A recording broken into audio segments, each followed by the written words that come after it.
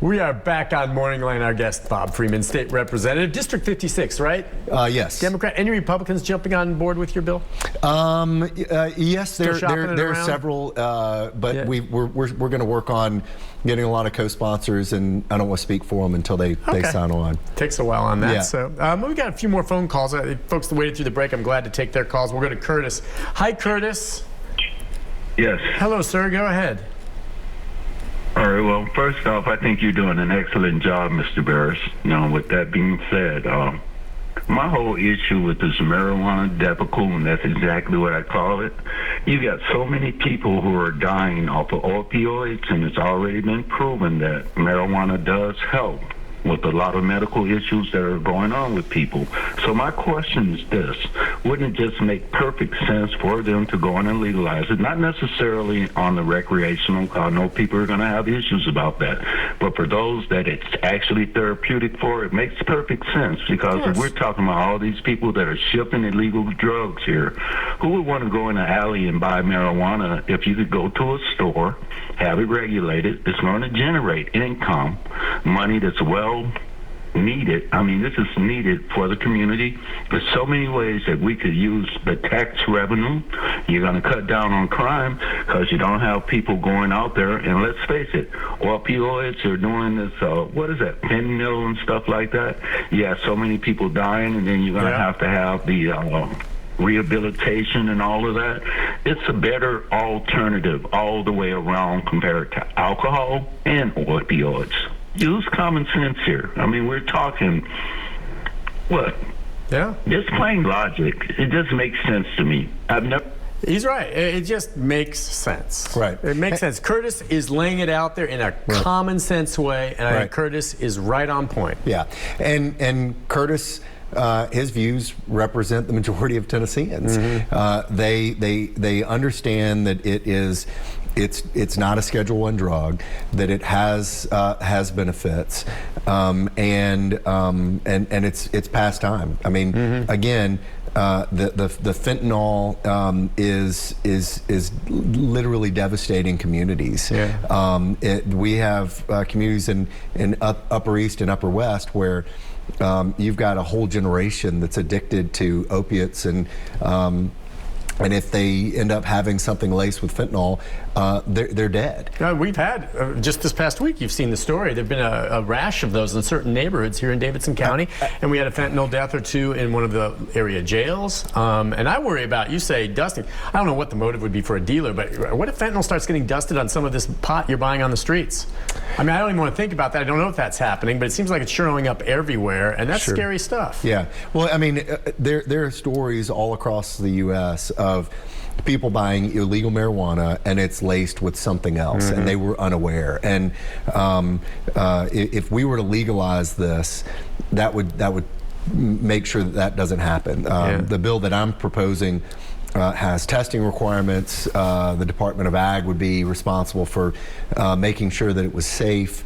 There would be, spot inspections, all that, and to Curtis's point, it just makes sense. People just need to use their brains. And right, we know it's working. I think, didn't we say 37 states now? 37 states. Now, that doesn't mean all recreational. Most of them, I mean, I think there's maybe 13 or 14 recreational. 18 now recreational, but 37 in all have legalized some form of marijuana. And the truth is, right now in the state of Tennessee, right, there are forms of cannabis, which can be hemp or marijuana, but there are forms right now that are basically marijuana. What's it called? The latest one, Delta 8, I think, or Delta 7, 9, or 7, or whatever it is. It's legally sold, and probably legislature may look at dude.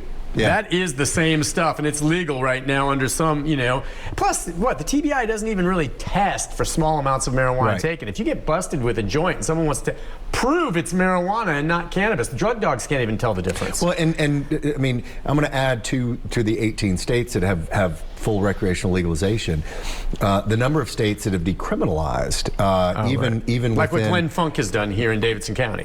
Correct. Yes. And I mean, and listen, to me, that's the right way to go. We have been battling this war on drugs, and somehow marijuana has been looped in with legitimate Schedule I drugs. And so the decriminalization, along with the full legalization, along with the medical, there's a very good chance, and I said at the top of the show, there's a very good chance that by the end of this legislative session, we could be one of 2 states, us and Georgia, that don't have any legalization within the state. And I believe that Georgia has some cannabis-infused oil, some percent legalization. So they actually do. So we could be the only state. So think about how long and thin we are. You're going to have every resident of the state of Tennessee within a couple of hour drive of a place where they can go legally purchase and bring it back where it's been decriminalized, and we're not receiving any of the tax revenue. Most people in this state want to abide by the law.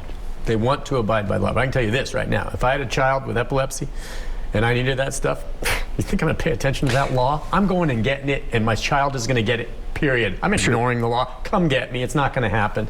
But I mean, most people want to abide by the law, but you're right. They can go and get it, and they'll bring it back someplace where it's decriminalized. One of the most difficult phone calls that I've ever received as a legislator, and I receive a lot, as a legislator, I receive a lot, was somebody that was in exactly that position of having a child with severe epilepsy and being put on the decision tree of, do I want my child to suffer? Do I want to deal with potentially losing my child for giving them an illegal drug? That's a concern there. You worry about DCS. Yeah. Oh, you've given him drugs. And that's where the problem is, where you have to move away from the state. Yeah, and the woman that called me, we both cried on the phone together. I mean, I'm getting emotional thinking about it. Yeah.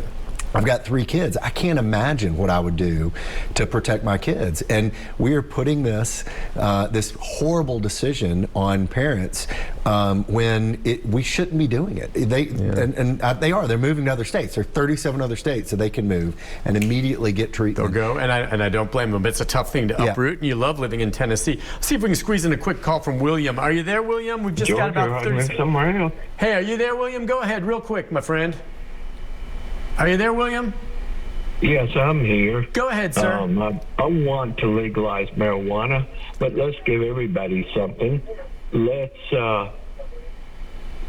put a thing on there where if you use it illegally, that you have to pay a high penalty. That way everybody gets something on their plate. Everybody's protected.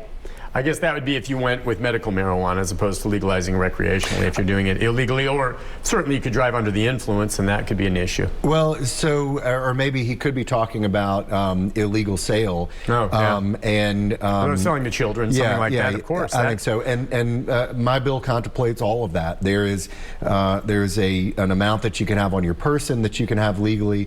Anything outside of that is deemed someone that's trafficking in marijuana. There are penalties associated with that. I want to keep this out of the hands of children, and I want to keep it out of the hands of people that don't want to use it. But those that do, I want them to be able to use it. And it's a choice that people should make. If you choose to drink, you should be able to choose to legally purchase marijuana. Just 30 seconds. Where do things stand? I mean, there's several bills, at least 4, I guess, including yours. Going to get together, and when will we start seeing some action on some of these, do you think? Probably in the next couple of weeks. Okay. In Tennessee, like in the U.S. Congress, we have a committee system, so it'll work its way through the committees. Yeah. Most of these bills will be dual referred, meaning that they'll go through a 2-committee process. So it will go through. In mine, it'll go through ag and then the judiciary. The others will go through medical and judiciary. We'll follow it along, and maybe we'll see how it goes. We'll have you come back on. I really appreciate you coming on. It's an interesting conversation. Yeah. Thank you, and good luck with that. Thanks a lot. Take a break. Be back to wrap things